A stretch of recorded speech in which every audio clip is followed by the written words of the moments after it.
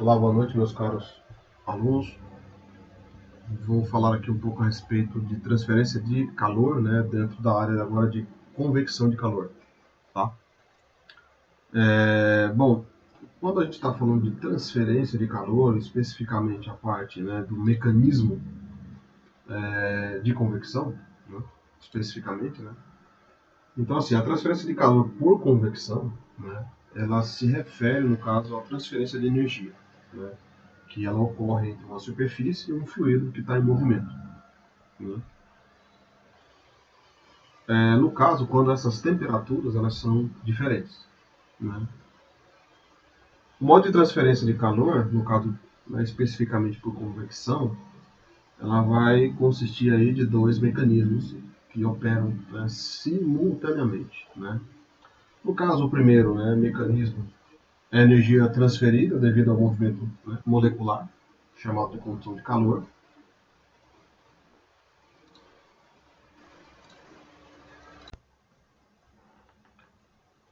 Então, com isso, né, voltando aqui, né, em relação a esse primeiro mecanismo, né, então, assim, né, na realidade, se a gente for olhar numa visão microscópica, né, quando você tem o movimento das moléculas, né, ou seja, quando você tem, né, uma movimentação, isso de uma certa forma gera uma energia cinética, né, e aí você tem esse movimento molecular, né, e aí você também consegue visualizar, né, esse mecanismo que é a condução de calor. Né. Muito bem. No caso,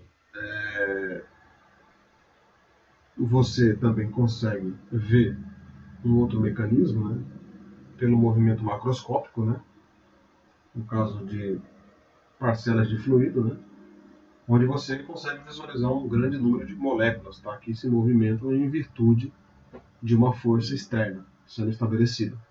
Tá? Então, por exemplo, essa força externa ela pode ser devido a um gradiente de densidade, ou seja, um gradiente, lembrando o que é um gradiente, né, uma variação de densidade, tá? Como no caso, né, da convecção natural, né, ou devido simplesmente a uma diferença de pressão. Se você tem uma diferença de pressão que pode ser gerada por uma bomba, tá? Você tem aí, no caso, uma força externa sendo estabelecida. Né? E aí, no caso, nós chamamos de convecção forçada. Né? Ou, no caso, pela combinação desses dois mecanismos, né, que foram descritos aqui. Muito bem. No caso, né, neste modo de transferência de calor, o que a gente percebe, né, ao longo de um escoamento, né, e olhando algumas características, né, como por exemplo perfil de velocidade do escoamento, ou seja, né, qual que é a velocidade sendo estabelecida, qual que é o regime do escoamento, se é um escoamento laminar, se é um escoamento turbulento, né, em alguns pontos dentro desse escoamento a gente sabe que tem transição, né, lembrando que essa classificação de laminar, transição, né, escoamento laminar, escoamento com transição, escoamento turbulento, né, vem essencialmente do experimento de Reynolds, né, onde você, né, tem uma relação entre, né, a densidade ou a massa específica, né, com a velocidade e a distância sendo estabelecida, né?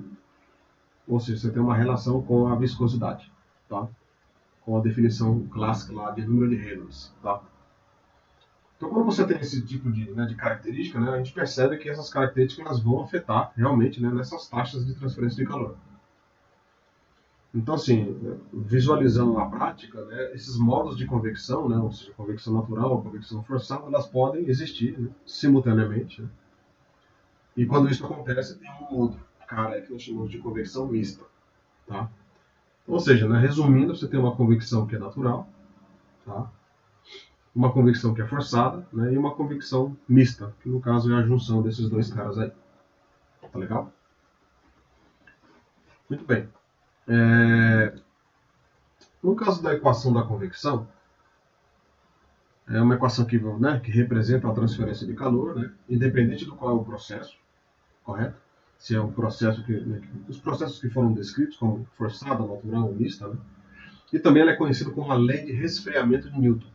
Aí ela pode ser escrita dessa forma que está aí. Ó.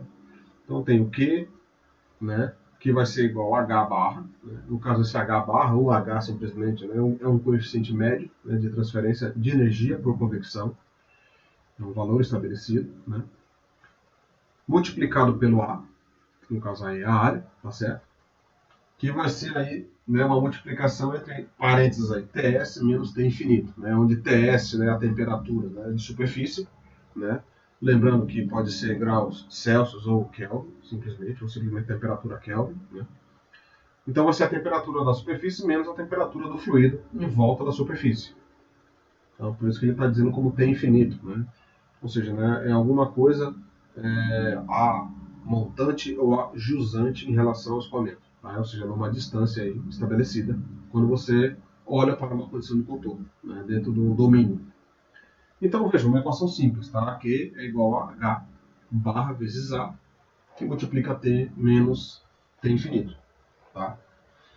Onde, no caso, aí, a nomenclatura, né, ou seja, na realidade, o valor que nós temos aí, ele vai ser simplesmente o valor de W, né? Ou seja, o final das contas aí vai ser simplesmente W, né? Porque se você tem aí, né, H barra, que tem W, né, sobre M quadrado vezes K, esse K é de temperatura Kelvin, né? A gente tem A, que A é metro quadrado, então esse metro quadrado com esse outro metro quadrado vai embora, e as temperaturas Kelvin, esses caras vão embora, por isso que sobra só W, tá? Lembrando que, né, novamente, essa área aí, né, sendo mais específico, né, é uma área superficial, né, de troca de calor, né? Especificamente é isso. Então a gente observa que essa equação, né, ela é uma equação muito simples, né? Mas o que acontece? Fala um pouco aqui dessa equação, né, no sentido que, talvez deixa eu voltar um pouquinho aqui no slide. É uma equação que, vamos dizer assim, aparentemente ela é bem simples. E ela é simples mesmo, né? Mas ela tem um conteúdo importante, porque olha só, quando a gente observa, né, o seguinte, que o coeficiente de transferência de calor, né, por convecção, que no caso esse H aí, né, em alguns casos ele pode ser representado com H, aí o subscrito dele pode ser C, né, o C de convecção, tá? Ou às vezes pode ser representado por H barra também. É uma função muito complexa, tá? Que vai depender muito do tipo de escoamento. Depende do tipo de escoamento, vai depender das propriedades, né, térmicas do fluido, depende às vezes da geometria do sistema que está sendo trabalhado. Então, assim, o valor numérico desse cara aí, né, em geral, ele não é uniforme sobre a superfície. Então, assim, também depende muito, né, do local onde essa temperatura do fluido, que no caso é o T infinito, né, é medida. Onde é que você mede ela? Então, assim, eu estou mencionando isso porque, por essas razões e outras, né, que transferência de calor, né, por convecção, é um dos assuntos mais complexos que tem, né? E a gente, na realidade, a gente faz uma abordagem um pouco mais específica desse assunto, mais para frente, tá? Então é isso. Então, sabemos o seguinte, que se eu quiser calcular o fluxo de calor por convecção, né, eu consigo definir ele simplesmente como sendo a taxa de transferência, né, por unidade de área. Tá? Então, essa taxa de transferência de calor por convecção é esse valor aí de Q, ponto, né, no caso da apresentação aí, tá? Ok? Então, a gente observa, no caso aqui, ó, valores, né, médios desses coeficientes, tá? De transferência de calor por convecção. Então, por exemplo, você tem aí modos de convecção, né, como eu falei para vocês, e você também tem os valores de coeficiente de transferência de calor, que no caso é o H barra. Né? Então, quando você tem uma convecção natural, né, que é um movimento induzido por diferenças de densidade, né, como gases e líquidos, você tem valores estabelecidos ali. Ó, né? No caso de gases, de 2 a 25, de líquidos, de 50 a 1000. Né? Então, obviamente, vai depender de quais são os gases e quais são os líquidos. Né? Quando você tem convecção forçada, você tem um movimento induzido por diferenças de pressão. Né? E aí, novamente, aparecem aí os valores de gases e líquidos. Né? Você tem, né, obviamente, uma convecção com mudança de fase. Né? Você pode ter um movimento induzido por mudança de fase. Então, essa mudança de fase, tem a água, mudança de água, né, no caso, para uma ebulição. Você pode ter um valor de, né, vapor para condensação. Você tem uma variação desse valor, desse coeficiente. Tá legal? O que nós temos aqui? Ó? No caso, se vocês olharem aí, o que eu tenho? Eu tenho, na realidade, uma camada limite, né? Onde eu posso pensar que onde está essa cor avermelhada, né? A base dessa cor avermelhada pode ser uma placa plana, por exemplo, né? E aí você tem um escoamento que vem da esquerda para a direita, no caso de vocês, onde aparece ali, ó, V infinito, T infinito, ou seja, uma velocidade no escoamento não perturbado. É uma temperatura no escoamento não perturbado. Por isso que vem com aqueles valores de T infinito, V infinito. Né? Então, olha só, se a gente olhar aí, né, eu tenho uma camada limite, né, hidrodinâmica, onde tem aí o perfil de velocidade V infinito, e possuo também uma camada limite térmica, que está aí, ó, como sendo T infinito, né? E nós temos os valores, né, de condução do calor, onde nós temos essa temperatura aquecida nessa superfície aí, né, na superfície TS. Lembra? Né? A superfície TS em relação, né, no caso, a superfície. Muito bem. Então, quando a gente olha assim, ó, a transição que nós temos, né, entre a temperatura da superfície, né, e a temperatura externa do fluido, né, onde está ocorrendo exatamente o escoamento, essa região é muito fina. Né, uma região muito fina, né, adjacente, ou seja, ao lado, né, a essa superfície que você conhece como camada limite térmica. Que é o que está aí. Nessa região aí tem muitas variações, tá? De temperatura e de velocidade. Então, nesse caso, né, a gente consegue observar o seguinte também, que ela mostra para nós assim um perfil de velocidade e de temperatura de uma camada limite, como eu falei para vocês. Se a gente olhar aqui, a temperatura da superfície é maior do que a temperatura do fluido. T, no caso, né? E o perfil de temperatura tem o formato da figura. Se você olhar. Então, assim, mais para frente, né, a gente vai falar um pouco mais de convecção. Né? A gente vai estudar um pouco mais como que a taxa de transferência de calor ela é afetada por essa diferença de temperatura. Entendeu? Então você tem valores, né, de aumento de temperatura, né, ou seja, variação de temperatura, gradiente de temperatura. Né? E a gente vai estudar um pouco mais disso. Né? Muito bem. Eu tenho esse exemplo bem simples, né? Ó. O que nós temos aqui? Estou pedindo para calcular, assim, calcula a taxa de transferência de calor, né? Removida por convecção no capô de um carro. Então imagina, você tem a figura desse carro aí, ele está ainda no caso uma figura de um carro dentro de um túnel de vento, tá? Onde você tem, né, filetes no caso aí de fumaça, né, vindo da direita para a esquerda, você tem um escoamento aí, né, ou seja, um V infinito, né? Então imagina o seguinte, então eu estou pedindo para você calcular a transferência de calor, né, removida por convecção no capô desse carro aí. Então tem um capô do carro, né? A gente pode assumir que a área, né, desse capô é de 1,4 metros ao quadrado, né? E o coeficiente de transferência de calor por convecção é de 20. H igual a 20. Tá? Ou seja, né, W por M ao quadrado vezes K. Beleza. Então já é um valor dado do problema. Beleza. No caso, a temperatura na superfície externa, né, do capô, ela vai se encontrar a 50 graus Celsius. E a temperatura externa do ar ambiente está a 20 graus Celsius. Olha só. Então, suponha condições em regime permanente, ou seja, eu não estou muito preocupado, né, se no caso, é um escoamento estacionário, né, não vou considerar um escoamento não estacionário. Tá? Então, é regime permanente, beleza. Aí a pergunta é a seguinte, ó. O que deve acontecer se o carro aumentar a sua velocidade para 60 km por hora? A taxa removida de calor deve mudar? Essa é uma pergunta. Aí tem mais uma outra pergunta. Qual será a nova temperatura da superfície do capô do carro para essa condição? Beleza.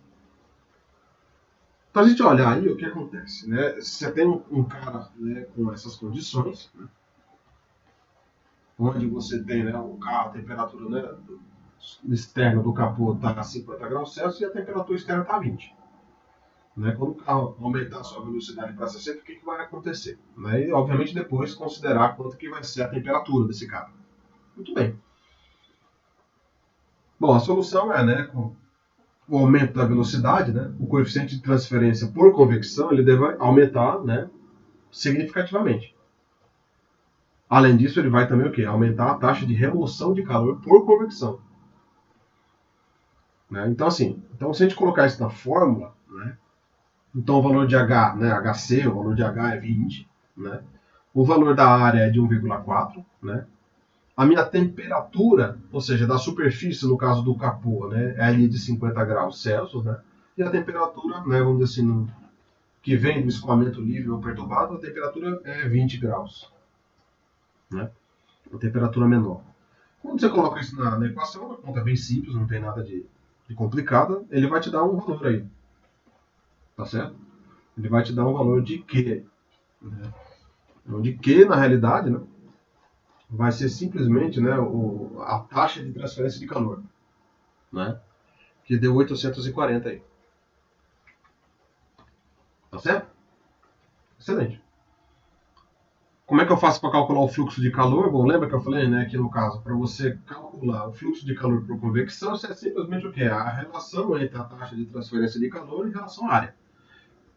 Então, esse valor inicial calculado de 840, você vai dividir pela área que você tem no capô. E isso dá exatamente o quê? 600 W por metro quadrado.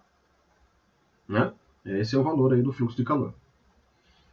Com o aumento da velocidade, né, já foi escrito que há um aumento, né, do coeficiente de transferência de calor. Então, se você supor que o H é 50, né, com a velocidade estimada de 60 km por hora, o que nós temos aí? Né? Você vai ter um valor de taxa de transferência de calor, né, que você colocando na equação lá 50 multiplicado por 1,4, fazendo a diferença entre a temperatura superficial e a temperatura do escoamento livre não perturbado, você vai ter um valor ali de 2100. Tá certo? Né? E o fluxo de calor será o mesmo. Concorda? Não, o fluxo de calor ele vai ser o mesmo. Independente, né, do novo coeficiente de transferência de calor. É o H ali, né? Então, ou seja, quando você coloca isso numa equação, né? Olha como é que fica a equação. A equação vai ser Q duas linhas, que vai ser igual a H, que multiplica o T da superfície menos o T infinito. Então, se a gente trabalhar com a equação, né? Então, se eu isolar a temperatura de superfície, eu vou especificar o seguinte ali, ó. Que a minha temperatura de superfície ela vai ser quanto? Ela vai ser exatamente no valor de 32 graus Celsius. Certo? Então, ou seja, né, na realidade, você tem condições aí de colocar os valores, né,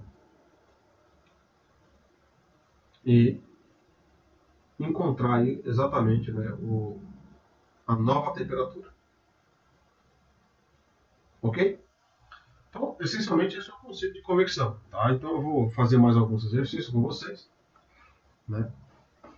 Por enquanto, é isso aí. Beleza, galera? Um abraço.